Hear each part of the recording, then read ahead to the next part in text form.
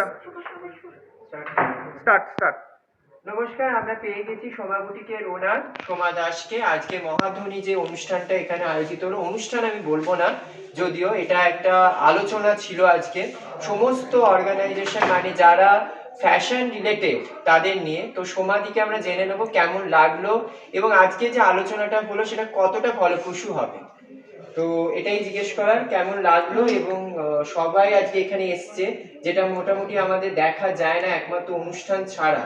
তো সেই ব্যাপারে তুমি কি বলবে? খুবই ভালো লাগলো, সব অর্গানাইজাররা আজকে একত্রিত হয়েছে কলকাতায় ফ্যাশন ইন্ডাস্ট্রি রিলেটেড যারা বড় বড় অর্গানাইজার আছে। আমি থ্যাঙ্কসফুল অরিজিৎদার কাছে যে আজকে সেই জায়গায় আমাকে এখানে ডেকেছে।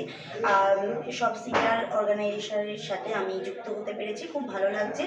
আর আশা করি এই ঐক্যবদ্ধতা একজোট হবে আর সামনের দিকে আমাদের ফ্যাশন ইন্ডাস্ট্রির জন্য খুবই ফলপ্রসূ হবে। এবং এটা তোমার কি মনে হয়? তুমি তো বেশ অনেকদিন ধরে এখন ফ্যাশন শো করছো, মানে যেটা শারদীয়ার সেরা মুখ সেরা সম্মান। তো সেই দিক থেকে যে এই যে সবাই আজকে একত্রিত হয়েছে, তো মানে কতটা মানে লাভজনক হতে চলেছে? সবাই যদি একজোট হই, এই যে অর্গানাইজারদের মধ্যে থাকে যে আমার মডেল তোমার মডেল, আমার মেকআপ আর্টিস্ট তোমার মেকআপ আর্টিস্ট, আমি মনে করি মডেল মেকআপ আর্টিস্ট কারো কেনা নয়।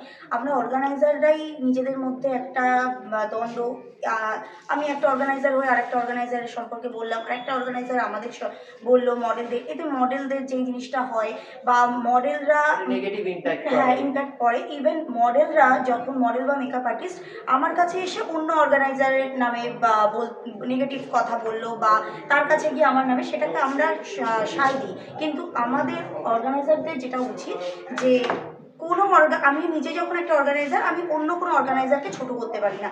কেউ যখন রিপোর্ট করতে আমার সম্পর্কে যদি কোনো ভালো খারাপ হয় তুমি সেটা বলতে পারো, বাট কাউকে ছোট করে আমার কিছু বলা আমার মনে হয় না সেটা উচিত আমার ব্যক্তিগত।